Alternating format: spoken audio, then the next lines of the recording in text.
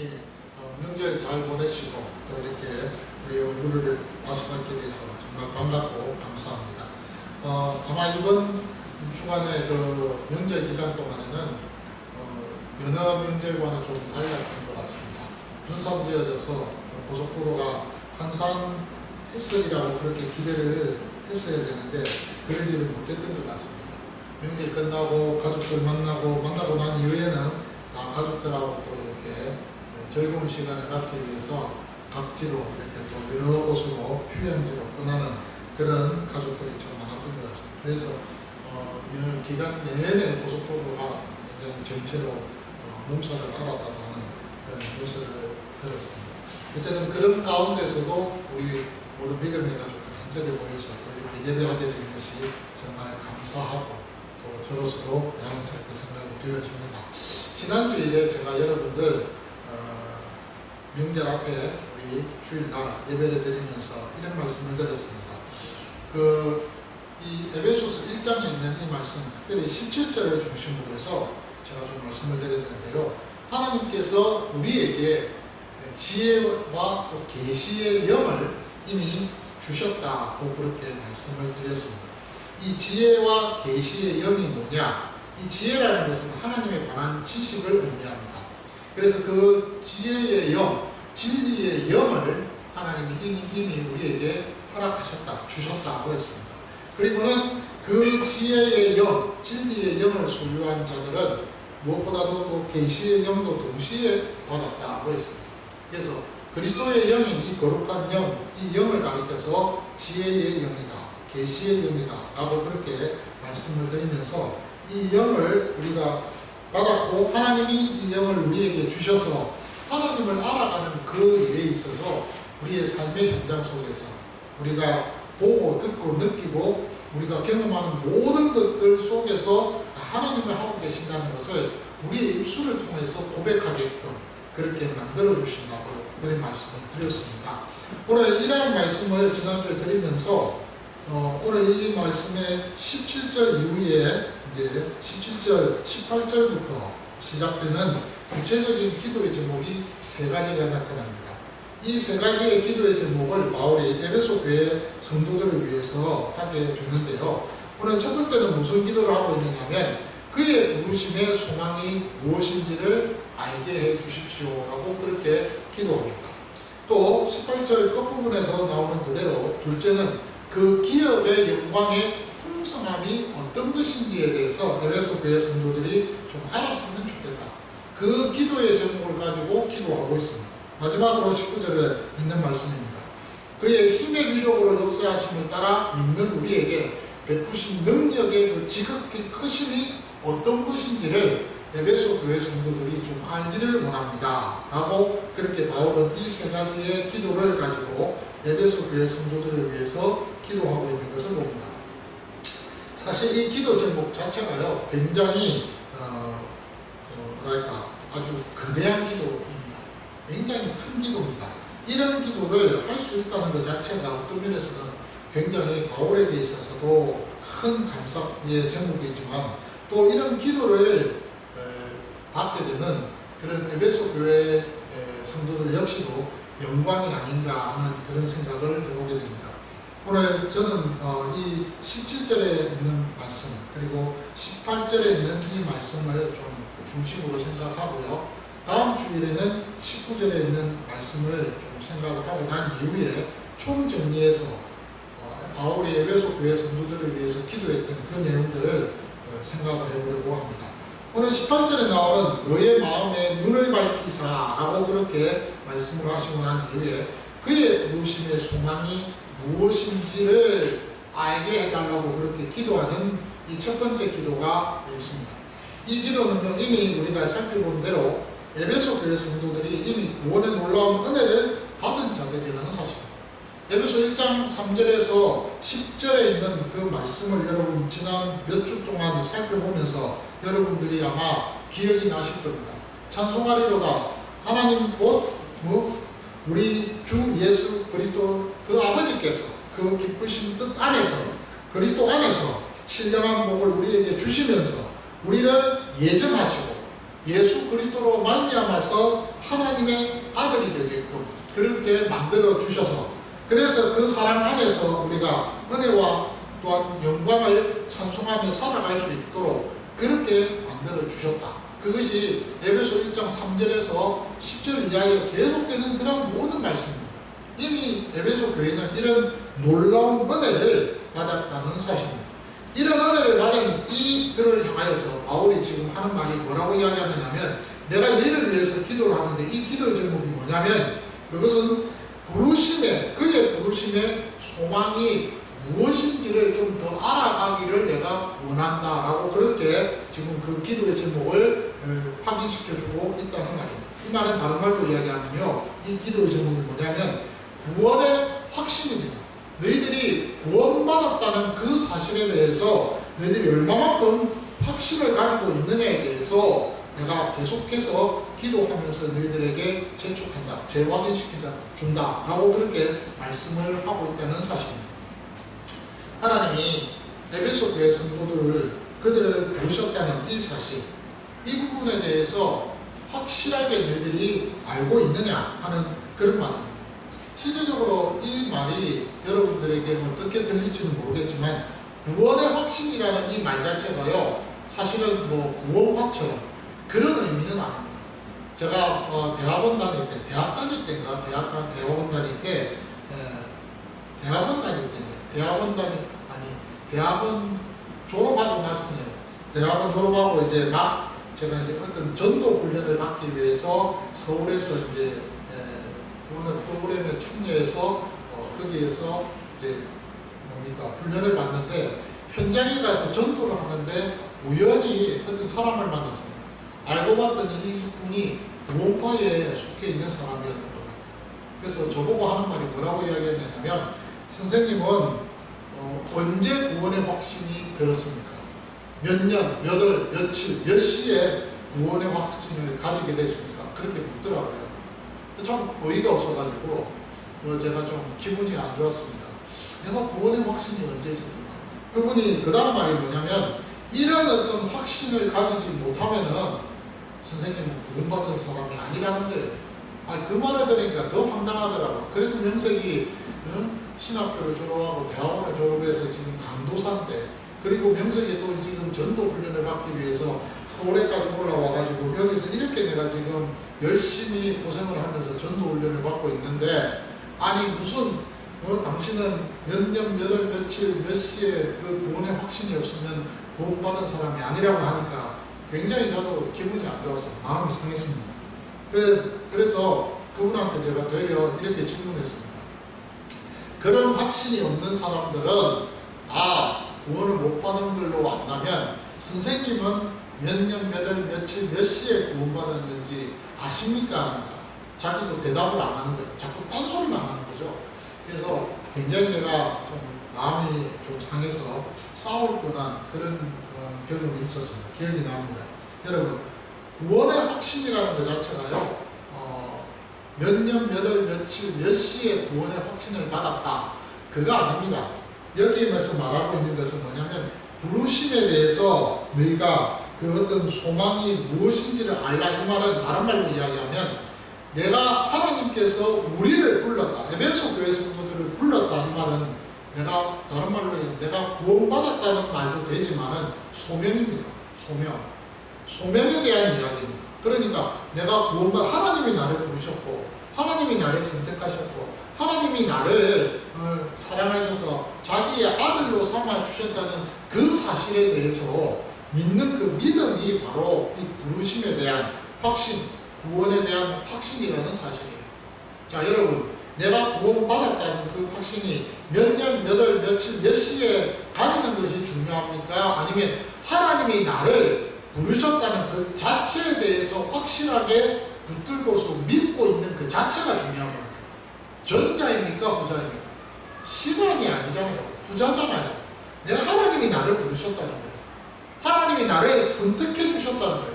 하나님이 나를 일방적으로, 무조건적으로 나를 선택하셔서 나를 부르시고, 나를 사랑하시고, 나를 자기의 아들로 삼아 주셨다는 이 사실에 대해서 알고 믿고 믿고 있는 그 자체가 중요하다는 사실입니다.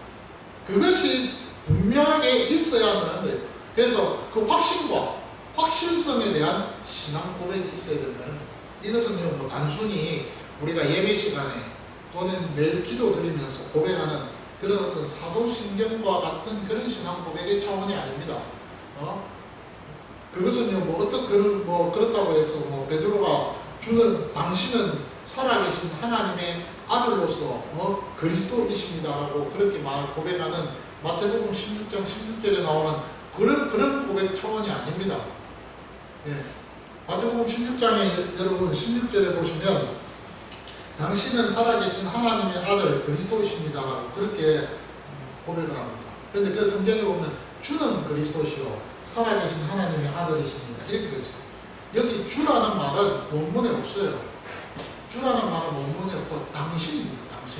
당신은 살아계신 하나님의 아들로서 그리스도십니다. 이렇게 정확하게 번역해요.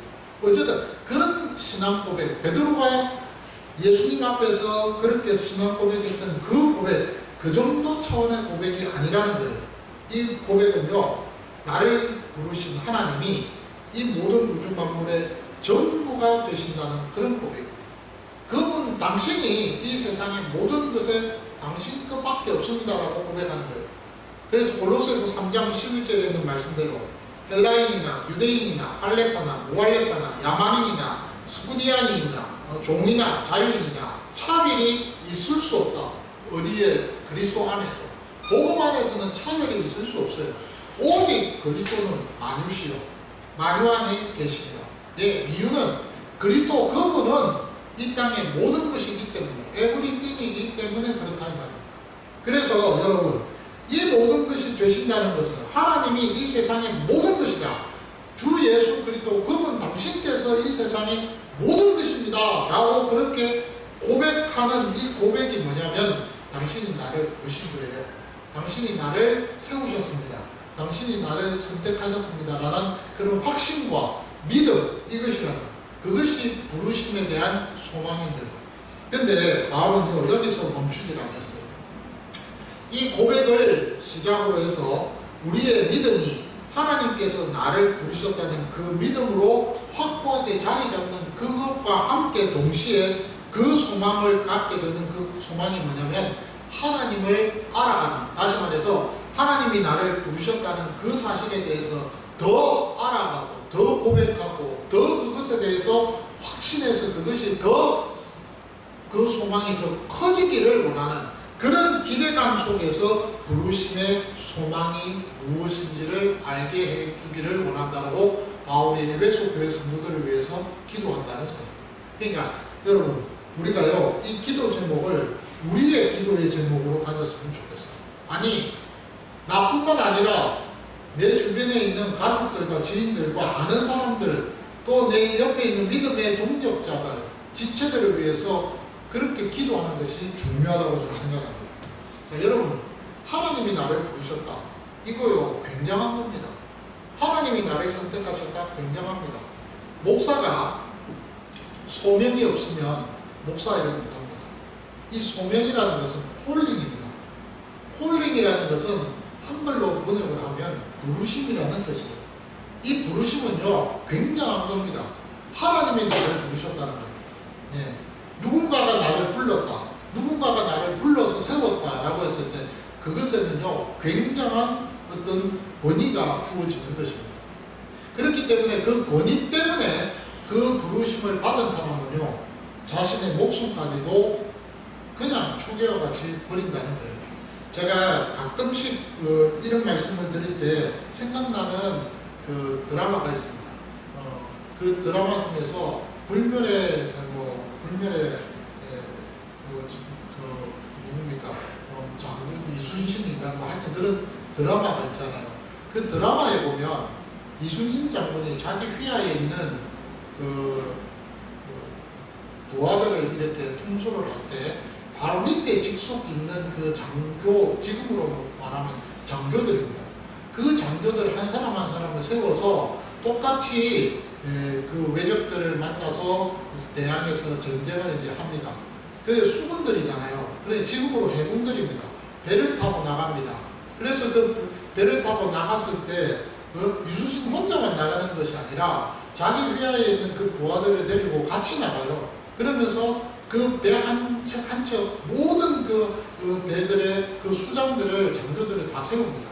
예. 그리고 나서는 그 장교들에게 임무를 이렇게 주는 것을 봅니다. 근데요, 그때 가만히 보시면요, 그 배 한 척 한 척에 책임 맡은 그 책임자들이요, 목숨을 걸고 그 이순신 장군과 함께 그 전투에 임하는 것을 봅니다. 그 왜 그럴까요? 물론 이순신 장군의 그 어떤 통솔력, 지도력, 그의 어떤 인격, 그들의 어떤 신뢰감 다 복합적으로 우리가 다 생각할 수 있을 겁니다. 근데 더 중요한 건 한 가지 있습니다. 뭘까요? 그거는 그런 이순신 장군이 나를 믿고 나에게 이 배 한 척을 맡겼다는 거예요. 그리고 나를 불렀다는 거예요.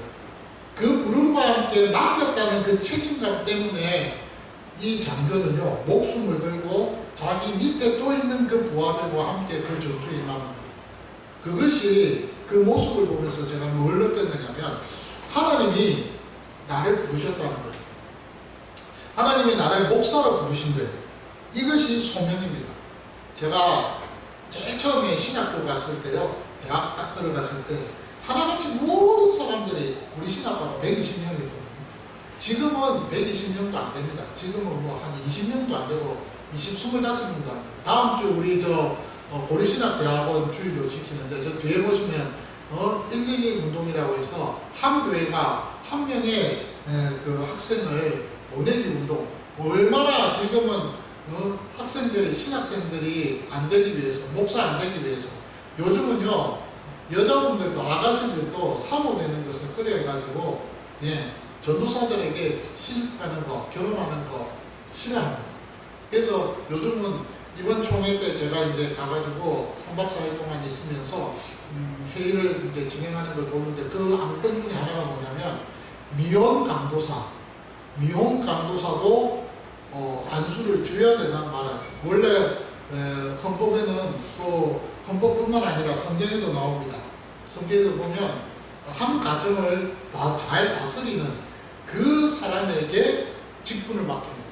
장로도 직분, 그 다음에 장립집사의 직분을 주어서 세워서 그 일을 사명을 감당할 수 있도록 그렇게 하는, 그것이 디모데전서, 디모데후서, 디도서에 나와요. 목회서신에. 그런데 뭐 어쨌든 성경에 나타나는 그 규칙들에 따르면 결혼을 해야 돼요. 결혼 안 하면 목사 안수를 받을 수가 없습니다. 강도사가. 그런데 얼마나 지금 문제가 됐든지, 얼마나 지금 뭐 신학생들이나 전도사님들이 지금 인기가 없으면 이 여자분들, 아가씨들이 결혼을 안 하려고. 그러니까 좀 많아요. 교회 안에 미혼 전도사, 강도사들이. 그러다 보니 이런 안건이 아마 올라오는 것 같아요. 마음 아픈 일이죠. 마음 아픈 일입니다. 근데 여러분, 하나님께서 나를 불러서 목사로 세웠다. 비단 저만 그것이 어떤 적용되는 문제일까요? 아닙니다. 하나님이 나를 불러서, 나를 선택해서, 하나님이 나를 성도로, 그리스도인으로서 나를 세우시고, 집사로 나를 세우시고, 권사로 나를 세우시고, 하나님께서 나를 장로로 세워주셨다. 이거 굉장한 거예요. 하나님이 부르셨다는 거예요. 이 부르심은요, 일반적인 부름이 아니에요. 마치 여러분 사도행전 17장에 보면 바울이 거기에 아덴이라는 곳에 갑니다. 아덴은 지금으로 말하면 아테네입니다. 아테네. 그리스의 수도 아테네가 바로 아덴입니다. 그 17장 1절 이하에 보면 암비볼리아하고 아볼로니아로 이렇게 돌아서 데살로니가에 도착을 해서 그곳에서 유대인들의 회당에 들어가는데, 3주 동안 바울이요 그곳에서 말씀을 전한 기회를 얻게 됐어요. 그래서 3주 동안 그 회당에 들어가서 유대인들에게 복음을 전했는데, 어떤 복음을 전했느냐면 이렇게 했어요. 그리스도가 해를 받고 또 죽은 자 가운데서 부활하시고 또 그분을 통하여서 놀라운 역사들이 일어났는데 그분이 누구냐? 바로 예수다. 이렇게 예수에 대해서 복음을 전했다는 거예요. 그랬더니 3주 동안 그 회당에 참여했던 유대인들 뿐만 아니라 또 헬라인들 가운데 기부인들도 있었고 또 귀족들도 있고 이런 사람들이 일반 사람들도 있었어요. 그 사람들이 이 바울의 이 복음 전하는 이 내용을 듣고는 복음을 받아들이고 예수를 그리스도로 믿게 되어졌다는 말입니다. 그런데 그 부르심은요, 일반적인 부르심이에요. 모두가 다 이 복음에 대해서 들을 수 있게끔 문을 열어놓고 그 복음을 듣게끔 해서 그 복음을 믿게끔 그렇게 기회를 베풀어 준 거예요. 그것은요, 저도 마찬가지고 여러분들도 마찬가지고 우리 모두가 다 일반적인 부름 속에서 이미 경험을 했어요. 그런데 그런 부름에 대해서 경험한 우리들이 그 다음에 특별한 부르심을 받게 된 것이 뭐냐? 하나님의 사랑 안에 있는 우리들 자신들이라는 것을 우리가 확신이 될 때 그건 특별한 부름이 되는 거예요. 유효적인 부르심이 되는 거예요. 그래서 로마서 8장에 있는 그 말씀이 나와요. 로마서 8장 28절에서 31절의 말씀에 우리가 알거니와 하나님을 사랑하는 자, 그 뜻대로 부르심을 입은 자들에게는 모든 것이 합력하여 선을 이룬다고 그렇게 말씀하시면서 29절에 뭐라고 이야기하느냐면 하나님이 미리 아신 자들을 또한 그 아들의 형상을 본받게 하기 위하여 미리 정하셨으니 라고 했습니다. 이는 그의 많은 형제 중에서 맏아들이 되게 하려 하십니다. 예, 우리를 맏아들 삼아 주셨다는 거예요. 그러면서 또 계속해서 또 미리 정하신 그들을 또한 부르시고 부르신 그들을 또한 의롭다 하시고 의롭다 하신 그들을 또한 어떻게 하셨다고요? 영화롭게 하셨다고 했습니다. 그리고 나서 31절에 그런즉 이 일에 대해서 우리가 무슨 말 하리요? 만일 하나님이 우리를 위하시면 누가 우리를 대적하겠느냐? 라고 그렇게 31절에 이야기하고 나서는 32절부터 누가 그리스도의 그 사랑에서 누가 그 그리스도의 은혜에서 누가 그리스도를 나를 선택한 그 모든 것에서 나를 그리스도의 사랑에서 나를 끊을 자가 있겠느냐고 그렇게 바울이 고백을 하고 있다는 사실입니다. 그러니까 무슨 말이야? 하나님이 우리를 사랑하신 거예요. 에베소 교회 성도들을 사랑하듯이 하나님이 우리를 사랑하셨어요. 우리를 사랑하시고 그 사랑 관계 속에서 우리를 부르신 거예요. 그러니까 하나님이 우리를 사랑하시고 우리 역시도 그 사랑에 대해서 반응을 보여서 나도 하나님 당신 사랑합니다 라고 반응을 보였어요. 쌍방간의 사랑의 확인 속에서 관계 속에서 그 반응들과 관계가 이루어졌어요. 이때 이 부르심은 특별한 부르심이에요. 그 부르심을 우리는 지금 받았다는 사실. 근데 놀라운 것은요, 이 비밀을 알아가는 것을 소망을 가지기를 원한다는 거예요. 그러니까 여러분 무슨 말입니까? 우리가요 그냥 가만히 있어서는 안 된다는 거예요. 에베소서의 그 말씀에 보면 3장입니까? 거기 13절 이하에 이런 말씀이 있어요. 그 너비와 길이와 높이와 또한 뭐라고 했어요? 그 깊이를 너희들이 더 알아가기를 원한다고 했어요. 그 사랑의 높이와 그 사랑의 넓이와 그 사랑의 길이와 그 사랑의 너비를 너희들이 더 알아가기를 원하는 거예요. 근데 이렇게 알아가기 원하는 이들을 향하여서 바울이 계속해서 뭐라고 이야기합니까? 에베소서 4장 13절에 또 이런 말씀이에요. 너희들이 그 소망 가지고 너희들을 알아가기 위해서 소망을 가지고 자꾸 너희들이 몸부림을 치고 그 사실에 대해서 감사하면서 감격해 하면서 너희들이 나아가기를 원하지? 그러면은 너희들도 모르는 사이 그리스도의 장성한 분량에 이르는 그런 은혜를 너희들이 맛볼 수 있을 것이다 라고 그렇게 위로해 주고 계신다는 거예요. 그러니까 여러분 굉장한 거예요. 이거는 믿음의 진보인 거예요. 자 여러분 나중에 또 말씀을 드리겠지만 예수를 믿었다. 거기에서 멈추는 것이 아닙니다. 하나님이 나를 부르셨다. 하나님이 나를 선택하셨다. 하나님이 나를 사랑하셨다. 거기에서 멈춰서는 안 돼요. 그 다음 계속해서 믿음의 진보가 있어요. 성장이 있어야 된다는 말입니다. 그것이 필요하다는 거예요. 그걸 위해서 바울이 에베소 교회 성도들을 위해서 기도를 한다는 거예요. 에베소 교회 성도들 너희들 지금 이런 놀라운 은혜의 부르심을 받았지? 이 소망을 가지고 너희들이 계속해서 더 알아가기를 원한다. 뭘? 하나님의 그 사랑을 내가 부름 받았다는 데 대한 그 확신 속에서 그 부름에 대한 그 은혜를 더 알아가는 그 일에 너희들이 정말 최선을 다해서 몸부림을 쳤으면 좋겠다 이겁니다. 그걸 이야기합니다. 그리고 나서는 두 번째 기도 제목을 뭘 이야기합니까? 그 두 번째는 성도 안에서 그 기업에 영광의 풍성함이 무엇인지를 또 알기를 원한다고 그렇게 기도합니다. 하나님께로부터 받은 이 기업이 뭐겠어요? 성도 안에서 그 은혜로 딱 한마디 말할 수 있는 요약되는 것은 하나님 나라입니다. 하나님 나라가 바로 이 기업입니다. 마가복음 2장에 보면 17절에 있는 거기에 말씀에 따라서 하나님의 나라가 기업이 될 수 있다는 거예요. 그런데 바울이 에베소서 1장 11절에서 또 기업 이야기를 하고 있어요. 여기에 보면 여러분 에베소서 1장 11절에 보면 모든 일을 그의 뜻에 결정대로 일하시는 이의 계획을 따라 우리가 예정을 이루어 그 안에서 기업이 되었으니라고 했습니다. 이 기업은요 부사를 이야기합니다. 제비 뽑아서 어떤 부사를 말하는 거예요. 그러니까 이건 동사예요. 그래서 지금 여기 본문에 나오는 18절에 나오는 기업하고는 조금 그 의미가 틀립니다.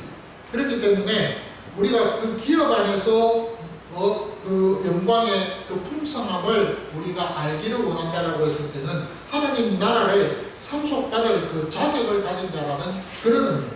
그러니까 이 기업은 베드로전서 1장에 있는 이 말씀에 그 3절에서 5절에 있는 기록된 더럽지 아니하고 쇠하지 아니하고 썩지 아니하는 그 기업이라고 했을 때 하나님의 나라는 이런 나라라는 거예요. 하나님 나라는요 더럽지 않은 또 썩지 않고 쇠하지 않는 나라라는 그런 나라입니다.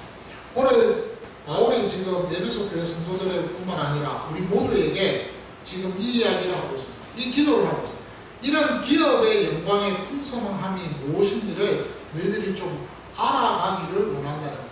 사실 여러분 우리가 이 땅을 살아가면서 저와 여러분들이 매번 경험하고 있는 것 중에 하나가 뭐냐면 썩어짐입니다. 죽는 겁니다. 쇠하여 가는 겁니다. 제일 좋은 예를 하나 들게요. 우리 모두가 20대가 있었잖아요. 30대, 40대, 지금 50대, 60대. 우리가 10대 없이 지금의 모습이 있었습니까? 우리가 어릴 때의 모습 없이 지금의 모습이 있었습니까? 아니에요. 제일 좋은 예입니다. 우리가 어린 시절이 있었습니다. 저 어린 시절이 있었어요.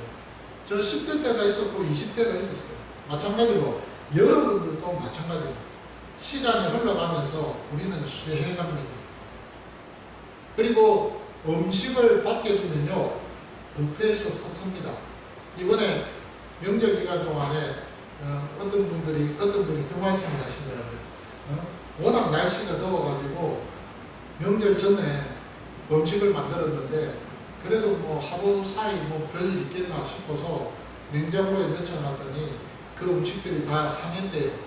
그래서 결국에는 그 음식을 다 버릴 수밖에 없는 좀 아쉽죠.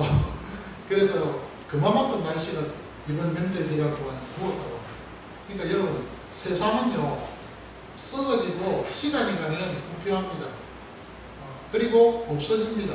그것이 자연스러운 일이에요. 어쩔 수 없어요.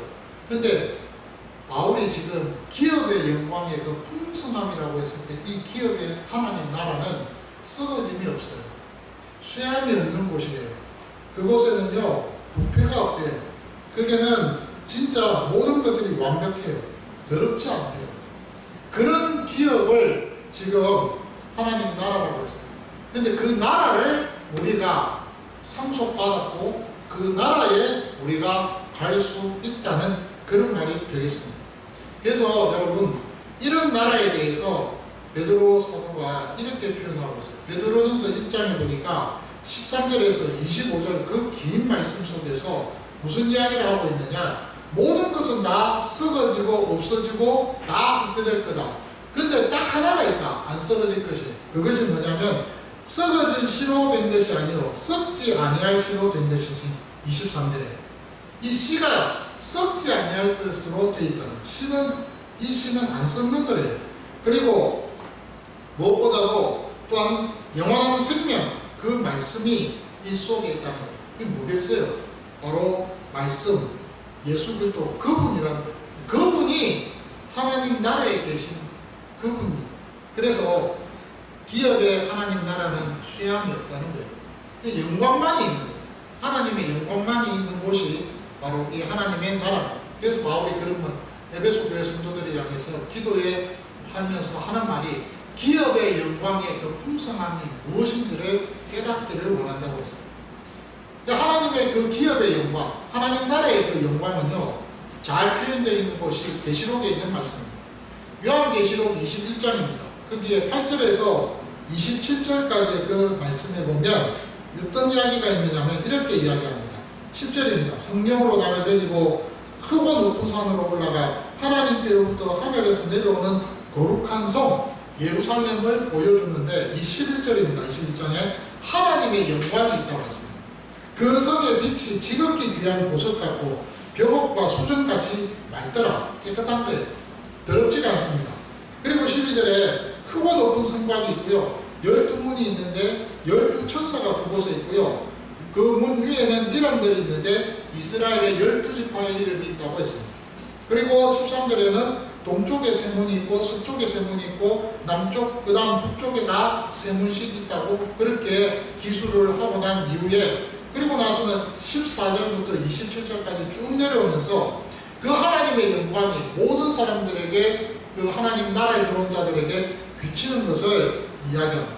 그래서 해나 달의 비침이 쓸데없다고 해서, 왜냐하면 하나님의 영광이 비치고 있기 때문에 그 어린 양이 그 등불이 배신이라고 그렇게 기록하고 있는 거예요. 이 영광이 얼마나 크고 얼마나 넓고 얼마나 정말 깊은 것인지를 지금 이 계시록 21장의 이 말씀을 통해서 우리에게 가르쳐주고 있는 거예요. 근데 이 부분에 대해서 바울이 에베소 교회 성도들에게 지금 하는 말이 뭐냐면, 이런 놀라운 은혜와 이런 놀라운 큰 은혜의 그 축복들을 너희들이 받은 자로서 이 풍성함에 대해서 너희들이 더 기대하고 알아가는 자들이 되기를 원한다는 거예요. 한마디로 이야기하면 천국에 대한 소망을 가져라는 거예요. 부활에 대한 소망을 가져라는 거예요. 그거 없이 너희들이 살아가서는 절대로 안 된다, 이 말입니다. 자, 여러분, 우리가 가끔씩 장례식장에 갑니다. 아마 여러분들 결혼식장도 가지만 장례식장도 한 번씩 갑니다. 근데 장례식장에 딱 갔을 때 믿는, 그러니까 신앙, 기독교 장례하고 기독교 장례 아닌 일반 장례하고 한번 보십시오. 예를 들면 기독교 장례, 천주교 장례, 그리고 불교식으로 하는 장례. 그렇다고 해서 어떤 종교를 비교해서 제가 설명하는 건 아니에요. 그런데요, 어쨌든 그런 어떤 장례들을 가서 가만히 보시면요, 그 장례하는 가운데에서 한 가지 특이한 점이 있습니다. 그것이 뭐냐면, 기독교 장례는요, 물론 슬프죠. 헤어짐에 대한 슬픔, 그리고 가슴 아픈 일들이 참 많습니다. 그런데요, 한 가지가 딱 달라요. 그것이 뭐냐면 천국에 대한 소망이에요. 부활에 대한 소망이에요. 다시 산다는 거예요. 나도 죽지만 다시 살고, 이미 고인이 된 저분도 이미 죽었지만 뭐예요? 다시 산다는 거예요. 그리고는 하나님 나라에서 뭐 하는 거예요? 다시 재혼할 수 있다, 이 말이에요. 만난다는 거예요. 내가 가는 그곳에 이미 그 고인도 있고, 고인이 있는 그곳에 나도 갈 수 있다는 그 확신이 있기 때문에 지금의 헤어짐에 대한 슬픔, 지금의 헤어짐에 대한 가슴 아픔 있어요. 그래서 눈물 안 흘리는 건 없어요. 저도 마찬가지예요. 저희 어머님 돌아가셨을 때 여기 계신 분들 중에 조문오신 그런 성도님들도 계시잖아요. 근데 그때 뭐 보면은 안 울었어요. 근데 언제 울었느냐면, 제가 울었던 것이 수원에 화장 하는 뭡니까? 수원에 어디죠? 예? 연화장. 그 연화장에 가서 이제 화장을 딱 하기 위해서 관이 들어가는데 진짜 마음이 아프더라고요. 그때는 막 정말 통곡이 되는 거예요. 눈물이 나는데 이거는 그냥 눈물이 아니에요. 너무너무 막 가슴이 아픈 거예요. 우리 엄마가 이제 저 육체, 썩어질 육체가 그 생각보다 그냥 헤어짐에 대한, 영원한 헤어짐에 대한 슬픔이 북받쳐 오는 거예요. 막 울었어요. 근데 사실 그렇게 울고 난 이후에는 그 다음에는 천국 가면 또 만난다는 그 소망이 있더라고요. 믿음이 있더라고요. 그것이 기독교인들, 다시 말해서 예수 믿는 사람하고 안 믿는 사람과의 차이점이에요. 뭐 차이점이 있어요.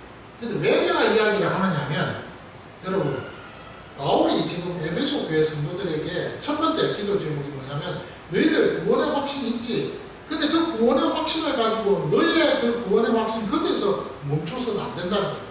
계속해서 그 확신 속에서 너희들의 신앙이 두렵고 떨리는 가운데에서 구원을 이루어가는 성장이 있어야 된다는 걸 기도 제목으로 내는 거예요. 그러고 나서 두 번째 무슨 이야기는 그런 구원의 확신을 갖고 있는 너희들에게 또 한 번의 은혜를 위해서 내가 기도하는데 그것이 천국 소망을 가져라는 거예요. 이 땅이 전부가 아니라는 거예요. 여기서 끝이 아니라는 거예요. 그래서 여러분 골로새서 3장의 1절부터 이하에 바울이 이렇게 이야기합니다. 그러므로 너희가 그리스도와 함께 다시 살리심을 받았습니다. 기가 막힙니다. 그리스도와 함께 다시 살리심을 받았다. 예수 그리스도도 죽었다가 다시 부활하셨잖아요. 다시 살아났잖아요. 그런 것처럼 너희들도 이미 죽었다는 거예요. 그래서 뭐라고 이야기하느냐면 골로새서 3장 3절에 보면 이래요. 이는 너희가 죽었고 이미 죽었어요. 우리는 이미 죄로 인하여서 이미 죽었던 자들이에요. 그래서 이미 죽었고 너희 생명이 그리스도와 함께 하나님 안에서 감추었다. 그래서 여러분 그런 어떤 이유 때문에 골로새서 3장 2절에서 무슨 이야기를 하냐면 위의 것을 생각하고 땅의 것을 생각하지 말아라. 분명하다. 자 여러분 우리는요 이 땅에 살아가는 사람들은 인생입니다. 인생이라고 제가 말씀드렸습니다. 인생은요 어쩔 수 없어요. 시편에 있는 91편의 말씀에 모세가 뭐라고 했습니까? 인생은요 수고와 슬픔이에요. 예. 짧으면 70이고 강건하면 80이에요. 오래 사는 것도 아니에요.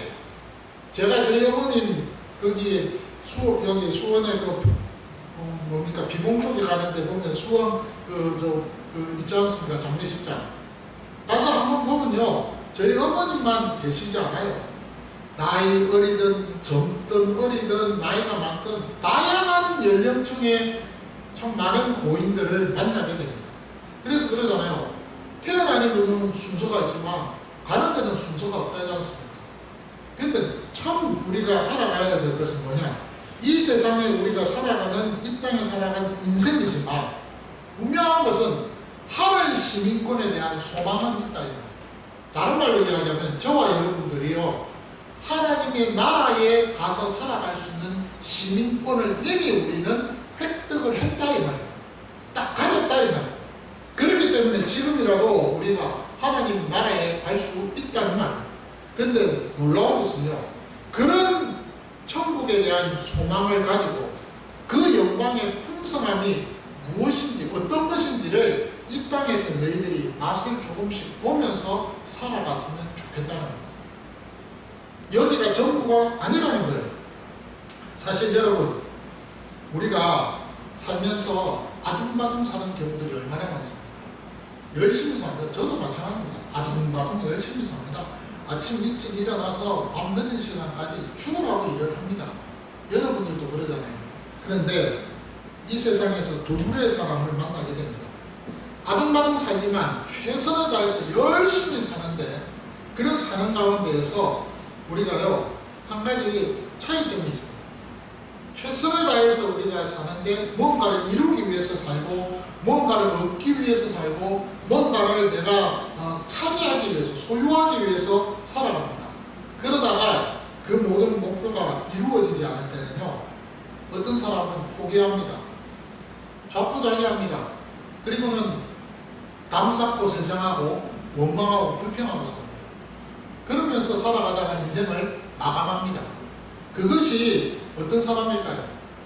그리스도 안에 있지 않는 사람들. 그런 사람들은 그냥 살아갑니다. 그런데요 그리스도 안에 있는 사람은 다릅니다. 다른 말로 이야기하면 그리스도인은 다릅니다. 최선을 다해서 아둥바둥 살고 뭔가 안 되고 이게 보니까 도저히 답이 없어요. 이러다가는 안 되겠어요. 그럴 때는요 그리스도인이 아닌 사람처럼 포기를 하는 것이 아닙니다. 내가 할 수 없다라고 뭐 하는 거예요? 인정을 하는 거예요. 그리고는 누구 앞에 갑니까? 하나님 앞에 가는 거예요. 기도를 하는 거예요. 엎드리는 거예요. 도와달라고. 내가 이런 일 때문에 이런 이유 때문에 하나님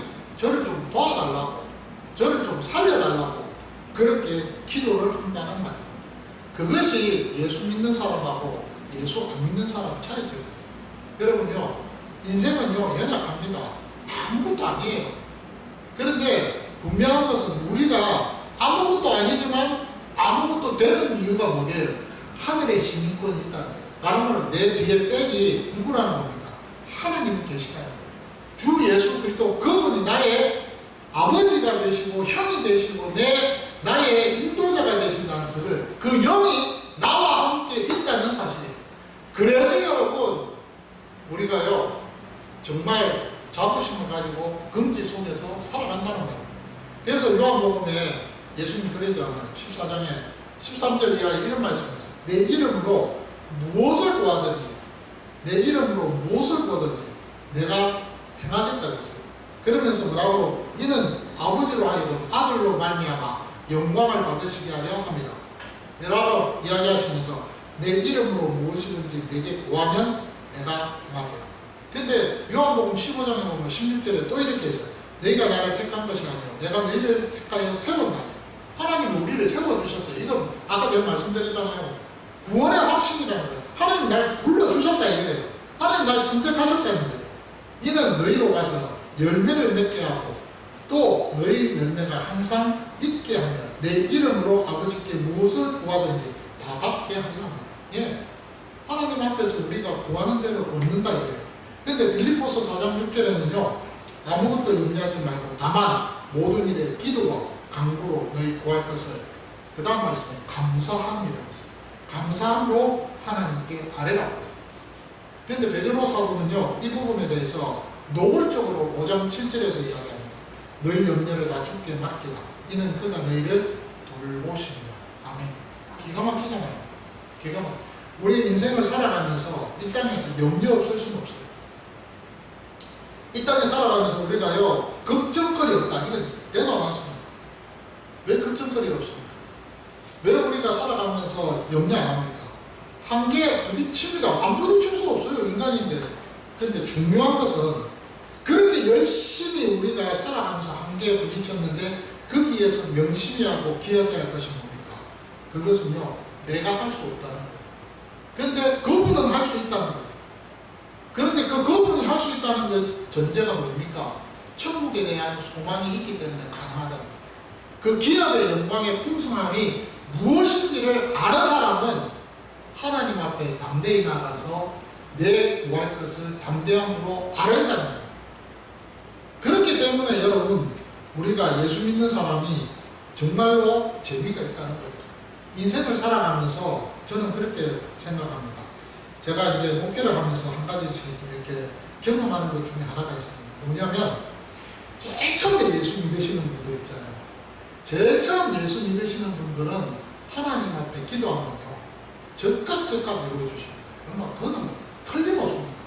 근데 어느 정도 이제 신앙생활을 해서 조금 은혜도 받고 누림도 가지고 그렇게 살아가는 분들은요 기도를 하면 즉각 이루어주시는 것은 어떻게 하느냐면 하나님이 저울질을 하면서 바라보십니다. 그러면서 그 기도를 응답하시는 것을 제가 이렇게 확인을 했습니다. 제가 그걸 보면서 느낀 것이 뭐냐면 하나님이 그냥 문자로 주시는 법이 없구나 이런 걸 느꼈습니다. 그 비밀을 우리가 알면은 우리가 이 세상을 살아가면서 우리 자신들이 하나님 앞에서 어떻게 살아가야 할 것인지에 대한 지혜를 배우게 됩니다. 오늘 바울은 우리에게 가르쳐 줍니다. 부르심에 대한 확신, 그 확인, 그것을 더욱더 알아가는 그 일에 힘을 쓰기를 원한다는 그 말로서 기도의 제목을 에베소 교회 성도들에게 가르쳐 주고 있습니다. 너희들은 구원의 확신이 있느냐? 부르심에 대한 분명한 확신을 너희가 갖고 있느냐? 갖고 있다면 그것을 계속해서 붙들고 나가기를 원합니다. 여러분, 구원 한번 받았다고 끝나는 거 아닙니다. 구원을 받았다는 그 확신이 있으면요, 그 확신 속에서 우리의 믿음의 진보는 있어야 합니다. 그 진보는 두 번째 기도대로 천국을 소망할 때 가능합니다. 천국에서 소망이 있으면요, 이 땅에 아무것도 배설물처럼 느껴지지만 이 땅에서 천국 갈 준비 잘한다 이 말이에요. 그러기 위해서 연약하고 힘들고 한계에 부딪힐 때마다 하나님 앞에 엎드려서 기도하는 거예요. 기도하다 보면은 그 기도 속에서 우리의 기도의 제목에 대해서 열매를 맺고 응답도 받지만은 그 기도를 통해서 하나님을 알아가는 그 알미 더 깊어지고 더 넓어지고 더 높아지고 더 확장되어가는 그 모습을 보게 된다는 거예요. 그것이 우리 신앙의 모습이라는 거예요. 오늘 이 말씀 속에서 우리 모두가 힘을 얻고 좀 위로를 받는 그런 시간들이 되시기를 주의 이름으로 축원합니다.